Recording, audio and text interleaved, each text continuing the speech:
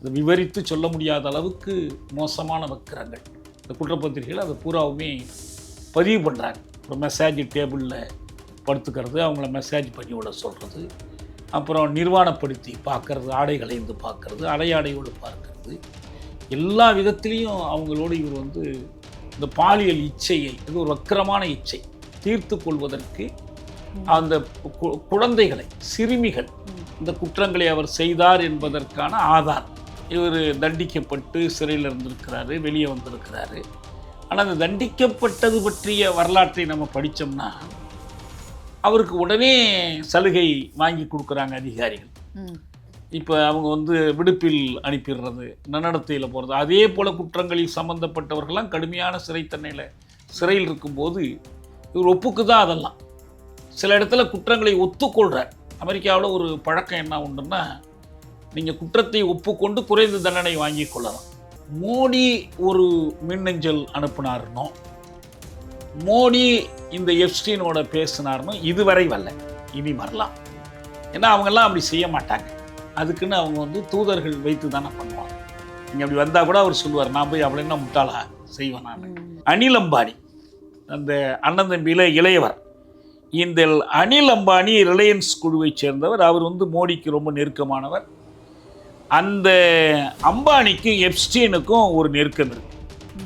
2008 Epstein முதலாக பாலியல் குற்றத்திற்காக தண்டிக்கப்பட்டதை தொடர்ந்து அடுத்து வரக்கூடிய ஆண்டுகளில் இந்த 2 பேருக்கும் இடையிலான உரையாடல் வளர்ந்து போய்கிட்டே இருக்கு. 2 பேரும் ஒருத்தருக்கு ஒருத்தர் பல்வேறு சிக்கல்களை பற்றி பேசுகிறாங்க.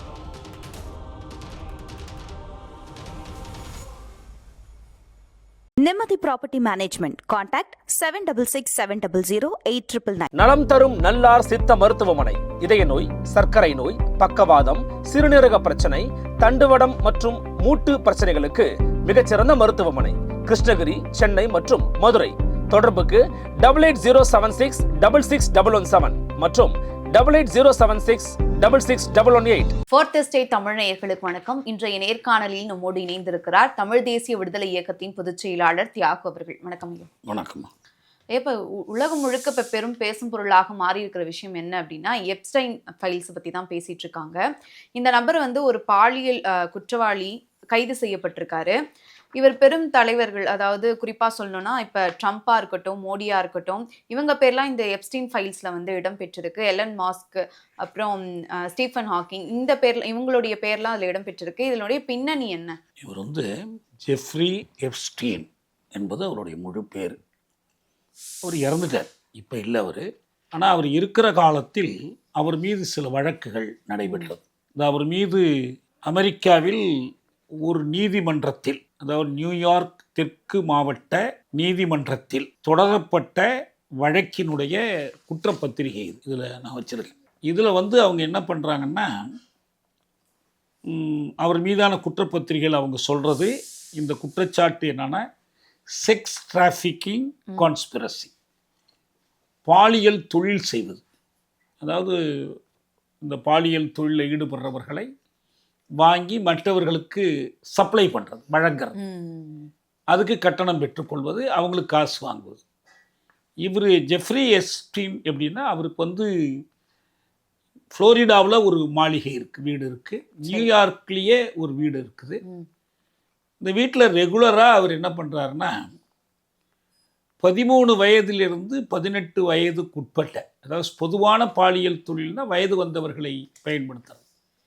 இது பெரும்பாலும் குழந்தைகள். இது வந்து பெடோஃபைல்ஸ்னு சொல்லுவாங்க. வயதுக்கு வராத சின்ன குழந்தைகளை பயன்படுத்துவது. அது போன்ற குழந்தைகளை தன்னுடைய மாளிகைக்கு வரவழைக்கிறது. அவங்கள மெசேஜ் பண்ணி கடத்திட்டு வராங்க.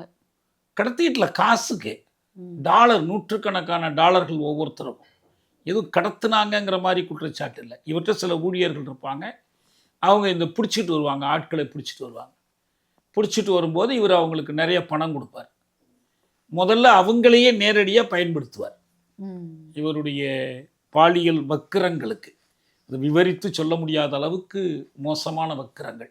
இந்த குற்றப்பத்திரிகைகள் அதை பூராவுமே பதிவு பண்ணுறாங்க. ஒரு மெசேஜ் டேபிளில் படுத்துக்கிறது, அவங்கள மெசேஜ் பண்ணி விட சொல்கிறது, அப்புறம் நிர்வாணப்படுத்தி பார்க்கறது, ஆடை களைந்து பார்க்கறது, அடையாடையோடு பார்க்கறது, எல்லா விதத்திலையும் அவங்களோடு இவர் வந்து இந்த பாலியல் இச்சையை, இது ஒரு வக்கிரமான இச்சை, தீர்த்து கொள்வதற்கு அந்த குழந்தைகளை, சிறுமிகள் அவங்கள்ட்ட கேட்குறார். அப்படி கேட்கும்போது அவங்க வயதையும் சொல்கிறாங்க. தெரிந்துதான் இந்த குற்றங்களை அவர் செய்தார் என்பதற்கான ஆதாரம். அவங்கள நியூயார்க்கில் தயார் பண்ணி அவங்கள அந்த ஃப்ளோரிடா இல்லத்திற்கு கொண்டு போகிறது, அந்த மாளிகையை கூட்டிகிட்டு போகிறது, இந்த மாதிரி பல வகையிலும் அவர்களை பாலியலாக அவங்களுக்கு பணம் கொடுத்து அந்த சிறுமியரை விட்டு வேறு சிறுமியரை கூட்டிகிட்டு வர சொல்கிறது. இன்னும் பல பேரை கூட்டிகிட்டு வாங்க, அவங்களுக்கு நான் பணம் தர்றேன். அவர் தன்னுடைய இச்சையை தீர்த்து கொள்றதுக்கும் பயன்படுத்திக்கிறாரு, மற்றவங்களுக்கு அவங்கள விற்பனை பண்ணுறார், மற்றவங்களுடைய இச்சையை தீர்த்து வைக்கிறதுக்கு விற்பனை பண்ணுறார். இப்படி ஒரு குற்றவாளி இவர் தண்டிக்கப்பட்டு சிறையில் இருந்திருக்கிறாரு, வெளியே வந்திருக்கிறாரு. ஆனால் அந்த தண்டிக்கப்பட்டது பற்றிய வரலாற்றை நம்ம படித்தோம்னா அவருக்கு உடனே சலுகை வாங்கி கொடுக்குறாங்க அதிகாரிகள். இப்போ அவங்க வந்து விடுப்பில் அனுப்பிடுறது, நன்னடத்தையில் போகிறது, அதே போல் குற்றங்களில் சம்மந்தப்பட்டவர்கள்லாம் கடுமையான சிறை தண்டனையில் சிறையில் இருக்கும்போது இவர் ஒப்புக்கு தான் அதெல்லாம். சில இடத்துல குற்றங்களை ஒத்துக்கொள்கிறார். அமெரிக்காவில் ஒரு பழக்கம் என்ன உண்டுன்னா, நீங்கள் குற்றத்தை ஒப்புக்கொண்டு குறைந்த தண்டனை வாங்கி கொள்ளலாம். வழக்கறிஞர்கள் வந்து இங்கே பெரும்பாலும் குற்றங்களை மறுத்து குற்றவாளிகளை காப்பாற்றுவதற்கு வாதிடுவது தான் பழக்கம். அங்கே எப்படின்னா, அந்த அரசு தரப்போடு நாங்கள் பேசி உங்கள் தண்டனையை குறைச்சி கொடுக்குறோம், அதுக்கு நீங்கள் குற்றத்தை ஒத்துக்கிடுங்க என்று ஒத்துக்க சொல்கிறது. ஒத்துக்க சொல்லி ஒன்று குறைந்த தண்டனை அல்லது நன்னடத்தையில் வெளியில் விடுறது அல்லது கடுமையான அபராதம் விதிப்பது, இது போன்ற பல நடைமுறைகள் உண்டு. இது என்ன வீடு தெரியுங்களா? இங்கே தான் மசாஜ் டேபிள் இருக்கிற வீடு. இவருடைய பாலியல் வக்கிரங்களுக்கும் பாலியல் வணிகத்துக்குமான இடம் எதுன்னா இந்த மன்ஹாட்டன் வீடு தான், நியூயார்க்கில் இருக்கிற அந்த வீட்டில் இவர் போய் 3 முறை பார்க்குறார். யார்? ஹர்தீப் சிங் பூரி பார்க்குறார். மைனர் சில்ட்ரன் தான், அவங்கள தான் பயன்படுத்தி இருக்கிறாருங்கிறது இது ரொம்ப முக்கியமான செய்தி. இதில் ஆண் குழந்தைகள் வர்றாங்களான்னு நேரடியாக எதுவும் இல்லை தகவல். இது எல்லாமே பெண் குழந்தைகள் சிறுமியர் தொடர்பானதாக தான் இருக்குது. அது இருக்கா இல்லையான்னு நமக்கு தெரியல. நமக்கு அது இருக்கலாம், இல்லாமல் போயிருக்கலாம். அப்போ இந்த வேலைகளை பயன்படுத்தும் போது இவருக்கு வந்து விரிவான தொடர்புகள் அமெரிக்காவில் மட்டுமல்ல உலகமெங்கும் இருக்கிற பல தலைவர்களோடு, பல துறை வல்லுநர்களோடு, பல பெரிய தொழிலதிபர்களோடு, பல அமைச்சர்களோடு, பல அதிகாரிகளோடு, பல அரச குடும்பங்களோடு ஒரு பெரிய பட்டியல் இருக்கு. சொன்னால் நம்ம இன்னைக்கு பூரா சொல்லிக்கிட்டே இருக்கலாம். அவ்வளவு பேரோட அவர் வந்து தொடர்புகள் வச்சிருந்திருக்கிறார்.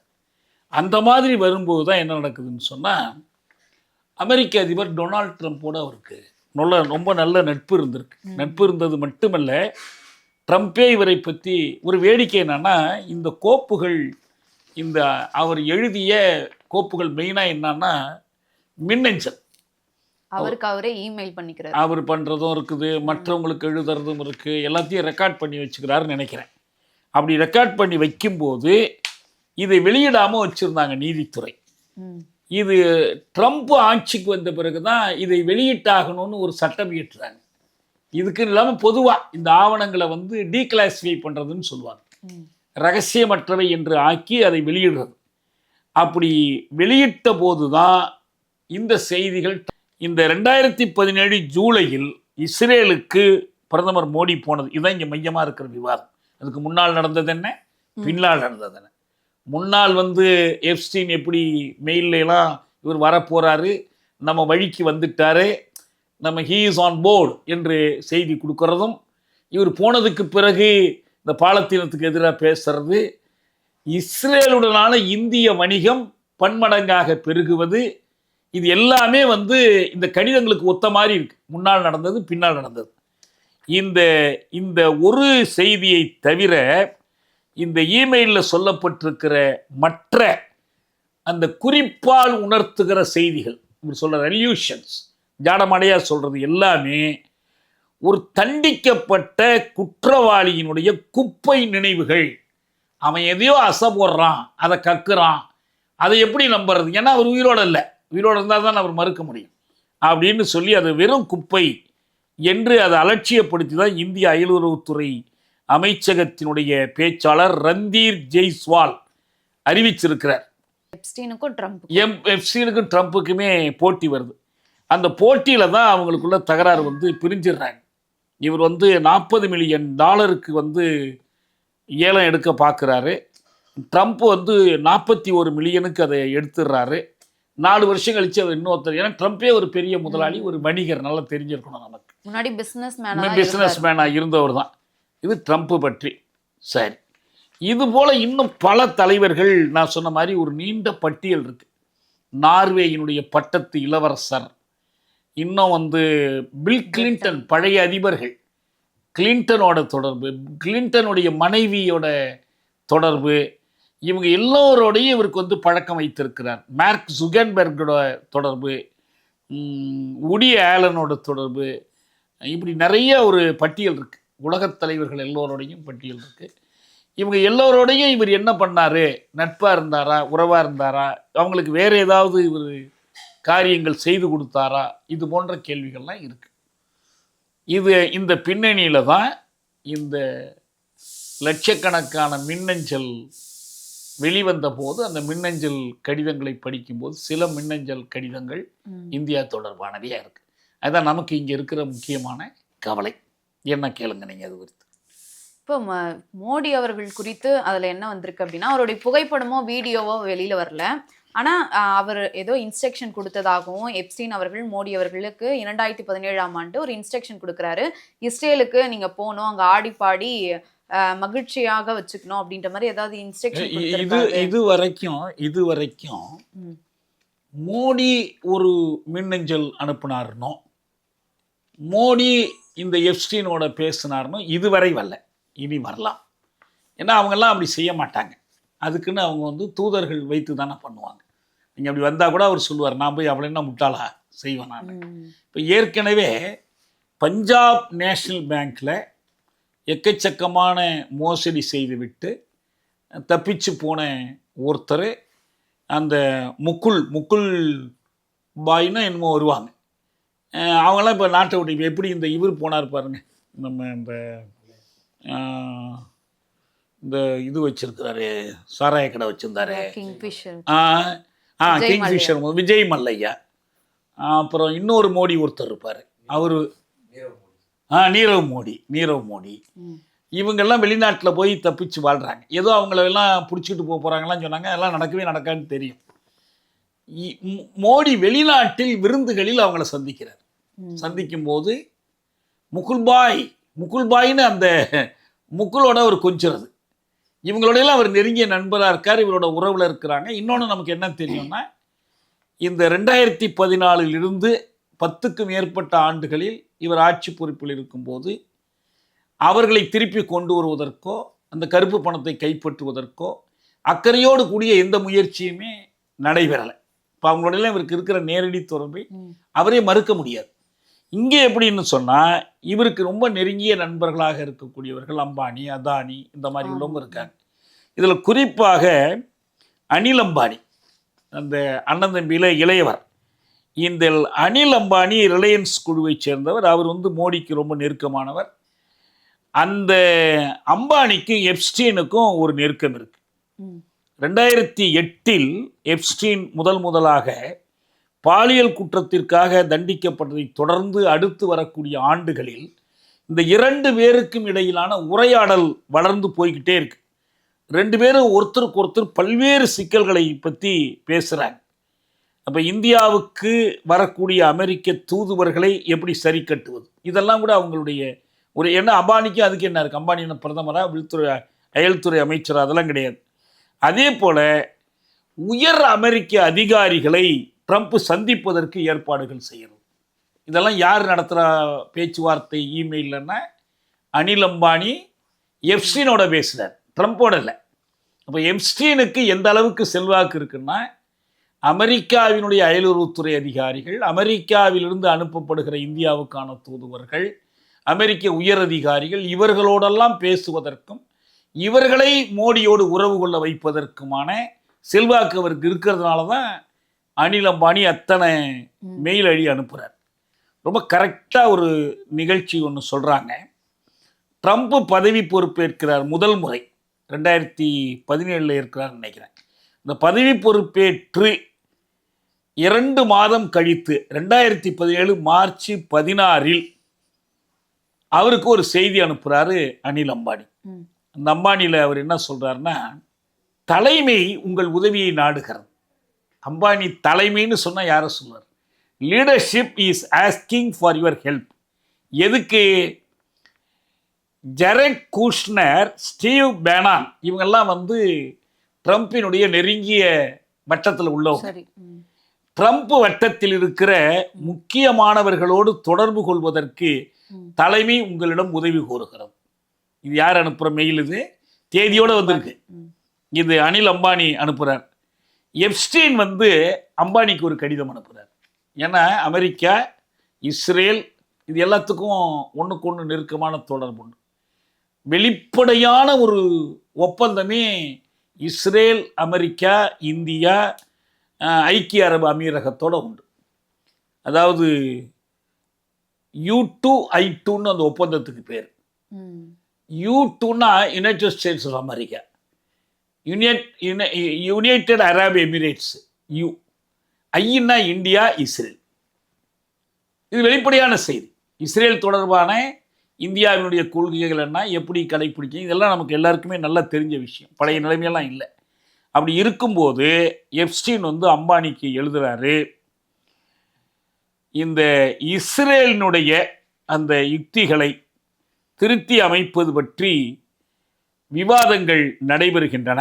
2 நாள் கழித்து அம்பானி எப்ஸ்டீனுக்கு எழுதுகிறாரு, ஜூலை மாதம் மோடி இஸ்ரேலுக்கு வருகிறார். அவர் வந்து நீங்கள் அவரோடு தொடர்பு கொண்டு அவருக்கான உறவுகளை ஒழுங்கு செய்து கொடுக்கணும் அப்படின்னு கேட்குறார். அம்பானி வந்து அவரை கேட்குறார். மோடி வந்து ட்ரம்ப்பை வந்து வாஷிங்டனில் அந்த ஆண்டு ஜூன் 26 சந்திக்கிறாரு. அப்போ தான் ட்ரம்ப் அதிபரானதற்கு பிறகு வருகிற முதல் விஜயம் மோடி அங்கே போகிறதுங்கிறது. 2017 ஜூலை 6 மோடி இஸ்ரேலுக்கு செல்லக்கூடிய முதல் இந்திய பிரதமர். அதுவரை இந்திய பிரதமர்கள் யாருமே அங்கே போனதில்லை. இந்த பின்னணியில் தான் வருது. இந்த பாலத்தீன அதிகார அமைப்புன்னு அங்கே இருக்குது, மேற்கு கரையில் இருக்குது, ஜோர்டான் மேற்கு கரையில். அதை கண்டிக்கிறாரு. சரி. இதை ஒட்டி பாலத்தீன தலைவர்கள் வந்து மோடிக்கு கண்டனம் தெரிவிக்கிறாங்க. இதுதான் முக்கியமானது. அதை விட அடுத்தது, இஸ்ரேலிடமிருந்து இந்தியா ஆயுதம் வாங்க ஆரம்பிக்குது. ஏற்கனவே வாங்கியிருக்கிறாங்க. ஆனால் இப்போ அவங்க வாங்கிய அந்த ஆயுத விற்பனை, இஸ்ரேலிய ஆயுதங்களை இவங்க வாங்கின தொகை என்பது $715 மில்லியன். இப்படி வாங்கினதன் மூலம் என்ன ஆச்சுன்னா, இஸ்ரேலிடமிருந்து மிக அதிகமாக ஆயுத இறக்குமதி செய்கிற நாடாக இந்தியா மாறுது. இது எல்லாம் வரிசையாக பின்னணியில் தான் நடக்குது. அம்பானி பேச்சுவார்த்தை, அதுக்கு பிறகு வந்த பதில், இது எல்லாமே வருது. இதற்கேற்ற மாதிரி பாலத்தீனர்களுக்காக குரல் கொடுக்குற வரலாறு மாறுது. 92 இஸ்ரேலுடன் முறையான உறவுகளை ஏற்படுத்தி கொண்டுச்சு ஏற்கனவே இந்தியா. அது யார் காலத்தில்னா வாஜ்பாய் காலத்தில். அதற்கு முன்னதாக இந்தியாவிலிருந்து இந்திய குடிமக்கள் இஸ்ரேலுக்கு போகிற தடை செய்யப்பட்டுச்சு 48 இஸ்ரேல் உருவானதிலிருந்து. இந்த பின்னணியில் தான் மோடி ஜூலை 6 போனதுக்கு பிறகு எப்ஸ்டீன் யாருக்குன்னு தெரியல, ஒருத்தருக்கு ஒரு மெயில் அனுப்புகிறார். அவர் பேர் வந்து ஜாபர் ஒய்ன்னு ஒரு புனை பெயர் கொடுத்து எழுதுகிறார். அதில் சொல்கிறாரு, இதை நல்லா கவனிச்சிங்க, the Indian prime minister Modi took advice. இந்திய பிரதமர் மோடி நம் அறிவுரையை ஏற்றுக்கொண்டார். ஏற்றுக்கொண்டது மட்டுமல்ல, அமெரிக்க அதிபரின் நலனுக்காக அவர் இஸ்ரேலில் ஆடி பாடினார். டான்ஸ் அண்ட் சாங், அங்கே போய் ஆடி பாடினார். சில வாரங்களுக்கு முன்னர் தான் அவர் அமெரிக்க அதிபரை பார்த்தார். சில வாரங்களுக்கு முன் அமெரிக்க அதிபரை பார்க்குறார். அப்புறம் இஸ்ரேலுக்கு போகிறார். இஸ்ரேலில் இருக்கும்போது ஆடி பாடுறாரு. அதுக்கு பிறகு அவர் அந்த மெயிலில் சொல்கிறாரு, கேப்ஸில் அவரே கேப்ஸில் கொடுத்தாரா இவங்க கொடுத்தாங்களா, இட் ஒர்க். இதுக்கு என்ன அர்த்தம் தெரியுங்களா? நம் திட்டம் பழித்து விட்டதுன்னு அர்த்தம். இட் ஒர்க்குன்னு என்ன அர்த்தம்னா, நம்ம முயற்சி வீண் போகலை, அது பழித்து விட்டது என்று சொல்கிறார். இஸ்ரேலிய பிரதமர் பெஞ்சமின் நெட்டன்யாகோடு இந்திய பிரதமர் கை குலுக்கினாரு, கொண்டாரு. இன்னும் சொல்ல போனால் நான் நிறைய கூட்டங்களில் சொல்லியிருக்கிறேன்.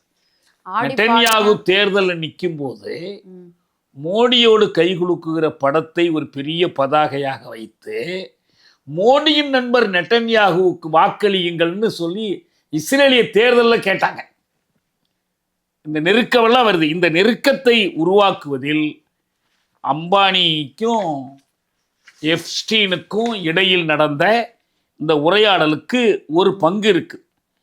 அப்போ வர்ற வியாழக்கிழமை மோடி யாரையோ என்னை பார்க்கறதுக்கு அனுப்புகிறாருங்கிறாரு. அதுக்கு பிறகுதான் அம்பானியை சந்திக்கிறார் நேரடியாக. மே 23 அந்த அவர் சொல்கிற வியாழக்கிழமையில சந்திக்கிறாரு. அப்போ சொல்கிறாரு, மோடி ஸ்டீவ் பேனனை சந்திப்பதை ரொம்ப விரும்புவார். எல்லோரும் நம்ம சீனா பிரச்சனை பற்றி பேசியிருக்கிறோம். அம்பானி அதுக்கு உறுதி என்று பதில் கொடுக்குறாரு. அதுக்கு அடுத்த வாக்கியம் எப்ஸ்டீன் அதுக்கு பிறகு பேனனுக்கு எழுதுறாரு, மோடி ஆன் போர்டு, மோடி நம்மவராகிவிட்டார். அதான் அதுக்கு அர்த்தம். மோடி ஆன் போர்டுனா நம்ம கூட்டத்தில் அவர் ஒருத்தர் ஆகிட்டார்னு சொல்லி இவர் எழுதுறார். அப்போ அம்பானிக்கு இது போன்ற முடிவுகளை எடுக்க யார் அதிகாரம் கொடுத்தா? மோடியோ இந்திய அரசாங்கம் சார்பில் யாரோ ஒரு உயர்மட்டத்தில் இருந்தோ இந்த முடிவுகளை எடுக்க அதிகாரம் கொடுக்கலன்னா அவர் எப்படி இந்த மாதிரி எழுத முடியும்? அவர் கற்பனையாவா எழுத முடியும்? இதுக்கு அவர் இப்பயாவது ஒரு விளக்கம் கொடுக்கணும். எதுவும் கொடுக்கல. இது ஒண்ணுங்க. இது ஒண்ணு. மோடிக்கும் இன்னொன்னு, மோடி ஆடி பாடினார் அப்படின்னு அதுல குறிப்பிட்டிருக்காங்க. அது கோட் வேர்டா தான் லிட்டரலா இருக்கலாம் அல்லது ஃபிகரேட்டிவா இருக்கலாம். நமக்கு உறுதியா தெரியாது. ரொம்ப சந்தோஷப்பட்டாருங்கிறத கூட, அவர் ரொம்ப குதூகலித்தாருங்கிறத கூட அப்படி சொல்லலாம். இல்லை உண்மையிலேயே பார்ட்டியில் ஆடி பாடினாங்கன்னு தெரியாது. நம்ம எப்படி இல்லாமல் சொல்ல முடியும்? உறுதி இல்லை. ஆனால் ஒன்று, அந்த மெயிலில் அவர் சொல்லியிருக்கார், அவர் ஆடி பாடினார். அதுவும் யாருக்காக? அவரை பார்த்துட்டு வர்றார், டொனால்ட் ட்ரம்ப்பை பார்த்துட்டு வர்றார், அவருடைய நலனுக்காக அவர் ஆடி பாடினார் அப்படின்னு சொல்றார். இன்னொருத்தர் ரொம்ப முக்கியமானது, ஹர்தீப் சிங் பூரின்னு ஒருத்தர். ஹர்தீப் சிங் பூரி ஏற்கனவே இந்திய அயலுறவுத்துறையில் பணியாற்றியவர். இது எனக்கு சரியா இருக்குமான்னு எனக்கு தெரியல. இந்த திம்பு பேச்சுவார்த்தை நடந்து முடிந்து அதில் ஒரு பூரி வர்றாரு. இந்த பேச்சுவார்த்தையில் இந்தியா சார்பில் நடுவராக உட்கார்றது ஒரு பூரி வருவார். அவர் தானான்னு தெரில. இன்னொன்று, யாழ்ப்பாணத்திலிருந்து பிரபாகரனுக்கு இந்திய பிரதமர் அழைப்பு கொடுத்து அவரை போய் கூட்டிட்டு வர்றதுக்கு ஒருத்தர் போவார். இந்திய அயலுறவுத்துறை செயலரோ அல்லது அயலுறவுத்துறையில் உயர் அதிகாரியோ, அவர் பேர் பூரி தான். அவர் தான் போய் உங்களை இந்தியா அழைக்கிறதுன்னு அழைப்பு கொடுக்குறார். பிரபாகரன் ஈழத்தமிழர்களுக்கு ஒரு செய்தி, இந்திய அரசு என்னை அழைத்திருக்கிறது, இந்த அங்கீகாரத்திற்கு நீங்கள்லாம் நடத்திய போராட்டம் தான் காரணம், நான் போய் பேசிட்டு வர்றேன்னு அவங்களோட விடை பெற்று கொண்டு ஒரு ஹெலிகாப்டரில் ஏறி தான் இங்கே வந்தார். அவர் தானான்னு எனக்கு உறுதியாக தெரியல, இருக்கலாம், நம்ம செக் பண்ணி பார்க்கலாம். ஆனால் இந்த பூரி அவர் எப்ஸ்டீன் கோப்புகளில் இந்த பூரியினுடைய பேர் இடம்பெறுது. இவர் என்ன பண்ணார் தெரியுங்களா? அயலுறவுத்துறை செயலாளராக இருந்தது மட்டும் இல்லை, 2014 மோடி ஆட்சிக்கு வந்த பிறகோ வரப்போகிற நேரத்தில், ஏன்னா வருஷம் 2014, பாரதிய ஜனதா கட்சியில் சேர்ந்து விட்டார். பூரி பாரதிய ஜனதாவில் சேர்ந்துட்டாரு. பூரிக்கும் எப்ஸ்டீனுக்கும் இடையிலான இந்த இமெயில் தொடர்பு, மின்னஞ்சல் தொடர்பு 2014 ஜூன்லேயே ஆரம்பிச்சிருது. அப்போ இந்த பாலியல் குற்றவாளிக்கு அவர் யாரை பற்றிலாம் எழுதுறாருன்னா, லிங்கடின் பற்றி எழுதுறாரு. இந்த அமேசான் மாதிரி ஒரு அமைப்பு இருக்கு, அதனுடைய கூட்டு நிறுவனருக்கு எழுதுறாரு. ஹோஃப்மேன் இந்தியா வருவதற்கு ஏற்பாடு பண்ணார். அதாவது இந்த முதலாளிகளுக்கு இங்கே முதலீடு செய்வதற்கான ஏற்பாடுகள். அப்போ இந்த முதலீட்டு வாய்ப்புகள் இந்தியாவில் நிறைய இருக்குன்னு சொல்லி எப்ஸ்டீனுக்கும் ஹோஃப்மேனுக்கும் பூரி கடிதம் எழுதுறாரு. இந்தியா எப்படியெல்லாம் பொருளாதார திட்டங்களை மோடியின் கீழே போட்டிருக்கு, எனவே ஹோஃப்மேன் கட்டாயம் வரணும் என்று கேட்குறாரு. அவர் பூரி எப்ஸ்டீனை மன்ஹாட்டன் வீட்டில் சந்திக்கிறாரு. குறைந்தது 3 முறை தேதிகளோடு இருக்கு. 2015 பிப்ரவரி 4, 2016 ஜனவரி 6, 2017 மே 19. இது என்ன வீடு தெரியுங்களா? இங்கே தான் மசாஜ் டேபிள் இருக்கிற வீடு. இவருடைய பாலியல் வக்கிரங்களுக்கும் பாலியல் வணிகத்துக்குமான இடம் எதுன்னா இந்த மன்ஹாட்டன் வீடு தான், நியூயார்க்கில் இருக்கிற அந்த வீட்டில் இவர் போய் 3 முறை பார்க்குறார். யார்? ஹர்தீப் சிங் பூரி பார்க்குறார். எதுக்கு பார்த்தாரு நமக்கு தெரியாது. ஆனால் இப்போ பூரி இருக்கிறார். அவர் சொல்கிறாரு, எனக்கும் எப்ஸ்டீனுக்கும் தொடர்புகள் இருந்துச்சு, ஆனால் முழுக்க அது பிஸ்னஸ். என்ன பிஸ்னஸ்ன்னு தெரில. அது முழுக்க கண்டிப்பாக தொழில் வணிகம் தொடர்பான உறவு தான் என்று அவர் சொல்கிறார். அவர் என்ன எப்ஸ்டீன் எந்த விதத்தில் அமெரிக்க அதிகாரியா, அமெரிக்க அரசாங்கத்தில் அவருக்கு என்ன பங்கு, இனிமேல் தான் அந்த விளக்கங்கள்லாம் நமக்கு வரணும். எப்ஸ்டீன் வந்து அந்த பிசினஸ் முதலாளிகளுக்கெல்லாம் எங்கெங்க முதலீடு செய்யணும் அப்படின்னு ஒரு ஆமா, தரகு வேலை பார்க்கிற ஆலோசகரா இருந்தாரு. அப்போ இந்த மாதிரி ஆலோசனை கேட்கறதுக்கு வருவாங்க இல்லையா? வரலாம். அவர் வேற ஒரு பிசினஸும் பண்ணிக்கிட்டு இருக்காரு. யாரு? எப்ஸ்டீன். அவருக்குன்னு என்ன பிசினஸ்? இந்த வீடு வாங்கினாருன்னு படிக்கிறோம், இல்லை கார் வாங்கி வித்தாரா என்ன. ஆனால் அவருடைய மெயின் பிஸ்னஸே எதுன்னா, இந்த அமெரிக்க நீதிமன்றத்தில் குற்றப்பத்திரிகை கொடுத்துருக்காங்கல்ல, என்ன பிஸ்னஸ் அவருக்கு? Sex trafficking conspiracy. அதுக்கு சதித்திட்டம் போட்டு குழந்தைகளை பிடித்து கொண்டு வந்து பாலியல் தொழிலில் ஈடுபடுத்துவது அவருடைய பிஸ்னஸ். இந்த பிஸ்னஸ் வழியாக தானே அவருக்கு இவ்வளவு தலைவர்களுடைய தொடர்பு வருது. இல்லைன்னா இவ்வளவு பேரும் எதுக்கு அவர்கிட்ட போய் பலாப்பழத்தில் ஈ முக்கிற மாதிரி முக்கிய வேண்டிய அவசியம் என்ன இருக்குது? அதனால் போகுது. அதனால் இது தனக்கு தொடர்பில்லை என்று இவர் சொல்கிறாரு. ஒரு இமெயிலினுடைய காப்பியே இணையத்தில் வெளியிட்டிருக்கிறாங்க. அவர் வந்து எழுதுனது வந்து ஜெஃப்ரி வந்து இவருக்கு எழுதுனது, வாழ்த்து சொல்லி எழுதுகிறார். இது மாதிரி நிறைய மெயில் வந்திருக்கு. இப்போ இந்திய அரசாங்கம் இதில் என்ன சொல்கிறாங்க? இந்த 2017 ஜூலையில் இஸ்ரேலுக்கு பிரதமர் மோடி போனது, இதுதான் இங்கே மையமாக இருக்கிற விவாதம். அதுக்கு முன்னால் நடந்தது என்ன, பின்னால் நடந்தது என்ன?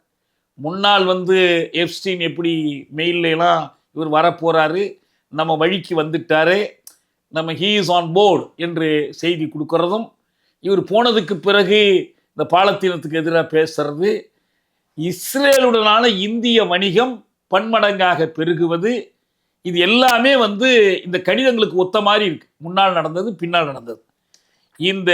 இந்த ஒரு செய்தியை தவிர இந்த இமெயிலில் சொல்லப்பட்டிருக்கிற மற்ற அந்த குறிப்பால் உணர்த்துகிற செய்திகள், சொல்ற ரெல்யூஷன்ஸ், ஜாடமடையாக சொல்றது எல்லாமே ஒரு தண்டிக்கப்பட்ட குற்றவாளியினுடைய குப்பை நினைவுகள். அவன் எதையோ அசை போடுறான், அதை கக்குறான், அதை எப்படி நம்புறது? ஏன்னா அவர் உயிரோடு இல்லை, உயிரோடு இருந்தால் தான் அவர் மறுக்க முடியும் அப்படின்னு சொல்லி அது வெறும் குப்பை என்று அதை அலட்சியப்படுத்தி தான் இந்திய அயலுறவுத்துறை அமைச்சகத்தினுடைய பேச்சாளர் ரந்தீர் ஜெய்ஸ்வால் அறிவிச்சிருக்கிறார். ஆனால் இப்போ வந்து காங்கிரஸும் எதிர்க்கட்சிகளும் இந்த கேள்வி எழுப்பியிருக்கிறாங்க. அவங்க என்ன சொல்லியிருக்காங்கன்னா, இந்த இஸ்ரேல் உறவுகள் தொடர்பாக அண்மையில் வந்திருக்கிற இந்த செய்திகள் அரசு விடை சொல்லியாக வேண்டும், நமக்கு மிகவும் கவலை அளிக்கிறது. எப்ஸ்டீன் கோப்புகள் புதிதாக வெளிவந்திருப்பது நம்மை விழிப்புறச் செய்ய வேண்டும். என்ன மாதிரியான அரக்கர்களால் பிரதமர் மோடியோடு தொடர்பு கொள்ள முடிகிறது, அயல் உறவுத்துறை எந்த அளவுக்கு மற்றவர்களால் ஆட்டி படைக்கப்படுகிறது என்பதை பற்றிய ஒரு அச்சத்தை நமக்கு ஊட்டுகிறது. எனவே பிரதமர் நேரடியாக இந்த செய்திகள் வெளிப்பட்டிருப்பது பற்றி தன் நிலைப்பாட்டை வெளிப்படையாக சொல்ல வேண்டும். கவலைக்குரிய கேள்விகளை இது எழுப்புகிறது. இதைத்தான் நம்மளும் சொல்லணும். மோடி வந்து இந்த அம்பானிக்கும் எப்ஸ்டீனுக்கும் நடந்த தொடர்பு, பூரிக்கும் எப்ஸ்டீனுக்கும் நடந்த தொடர்பு, வெறும் தொடர்புன்னா அவங்களா சொல்றது மட்டும் இல்லை, இமெயில், அந்த மின்னஞ்சல்கள், அதில் நேராக மோடியின் பெயரே அடிபடுகிறது. அப்போ மோடி வெளிப்படையாக வந்து விளக்கம் கொடுத்தா அதை விவாதத்துக்கு கொண்டு வரலாம். நாடாளுமன்றத்தில் விவாதிக்கலாம், பொதுமக்கள் விவாதிக்கலாம், ஊடகங்களில் விவாதிக்கலாம். இல்லை நாங்கள் எந்த கொள்கையை மாற்றிக்கலன்னா அதை அவர் சொல்லணும், சொன்னாதான் தெரியும். அதுதான் நமக்கு வந்திருக்கிற எச்சரிக்கை. அதாவது மோடி அரசு, நான் மீண்டும் மீண்டும் சொல்கிறேன், ஒரு பாசிச அரசாக இருந்து இந்திய நாட்டினுடைய ஜனநாயகத்திற்கும் அரசமைப்பு சட்டத்திற்கும் உழைக்கும் மக்களுடைய நலனுக்கும் அமைதியான வாழ்வுக்கும் அச்சுறுத்தலாக இருக்கிறது என்று வேறு பல காரணங்கள்லாம் நம்ம சொன்னோம். அதனுடைய மதவெறி அரசியல், அதனுடைய தேர்தல் மோசடிகள், அது பெருமுதலாளிகளிடம் நிதி திரட்டுகிற முறை. இப்போ என்னன்னா வெளியுறவுகள்லையும் இதே ஊழலும் இதே கோளாறும் இருக்கு. வெகு சுலபமாக பலியாகிவிடக்கூடிய ஒருத்தர் தான் நாட்டினுடைய பிரதமராக இருக்கிறார். உங்களுக்கு ஏற்கனவே ரஃபேல் விமானங்களை வாங்குவதற்காக பிரான்ஸுக்கு போகிற போது விமானத்தில் அம்பானியை அழைத்து கொண்டு போய் ஹிந்துஸ்தான் ஏரோநாட்டிக்ஸ் லிமிடெடில் செய்யக்கூடிய ஒரு பணியை இந்த துறையில் எந்த அனுபவமும் இல்லாத ரிலையன்ஸ் தொழில் கையில் ஒப்படைச்சது மோடி தானே. குடியை அழைச்சிட்டு போனார். ஆஸ்திரேலியாவில் போய் நிலக்கரி சுரங்கங்களுக்காக பேசும்போது அதானியை கையோட விமானத்தில் கூட்டிக் கொண்டு போய் பேரம் பண்ணி கொடுத்தார். இப்போ இது வெறும் தொழில் பேரமா, அதுக்கு மேலேயுமா என்பதெல்லாம் கேள்வி வருது. இப்போ இந்தியாவினுடைய அயலுறவு கொள்கை, உலக அளவில் இந்தியாவுக்கு இருக்கக்கூடிய நற்பெயர் எல்லாமே மோதியினால் ஆபத்துக்குள்ளாகி இருக்கிறது. எனவே உள்நாட்டில் பாயசமாக இருப்பது மட்டுமல்ல, உலக அளவில் யாரோட இவங்க உறவு கொண்டிருக்காங்கன்னு பாருங்க. டொனால்ட் ட்ரம்ப், நெட்டன்யாகுனுடைய கொள்கை என்ன? யூத வெறி கொள்கை. அகண்ட இஸ்ரேல், இஸ்ரேல்னு சொல்லுவாங்க, அதை உருவாக்கணும், இஸ்ரேலை விரிவுபடுத்தணும், எல்லை நாடுகள் அரபு நாடுகள் எல்லாம் ஒழிச்சு கட்டணும், பாலத்தீனர்களை அழிக்கணும், மேற்கு கரையில் போய் குடியேறிக்கணும், ஜோர்டான் மற்ற நாடுகளெல்லாம் தனக்கு உட்படுத்தணும். அதுக்காக ஈரான் மீது போய் குண்டு போடுறது, அது எல்லையில் இருக்கிற நாடு கூட இல்லை. இந்த கொள்கையுடைய அந்த ஜியோனிச அரசும், ஜியோனிசம் என்பது யூத மதவெறியை அடிப்படையாக கொண்டது. இவருடைய கொள்கை என்ன? RSS கொள்கை என்ன? அகண்ட பாரதம். இந்த அகண்ட பாரத கொள்கையும் இயல்பான கூட்டாளிகளாக சர்வதேச அரங்கத்தில் சேர்றாங்க. அந்த இயல்பான கூட்டாளிகள் யார் வழியெல்லாம் அந்த உறவுகளை வைத்துக் கொள்றாங்கன்னா, இது போன்ற பாலியல் குற்றவாளிகள், கொள்ளை வணிகர்கள், இப்படி தான் நடந்துகிட்டு இருக்கு. இதைத்தான் இந்த இவருடைய ஃபைல், எப்ஸ்டீன் ஃபைல்ஸ் நமக்கு காட்டுகிற எச்சரிக்கை. அடுத்து இந்த விவகாரம் எந்த கட்டத்துக்கு போகுது அப்படின்னு பொறுத்திருந்து பார்க்கலாம் சார். பல்வேறு கருத்துல பகிர்ந்தமைக்கு நன்றி.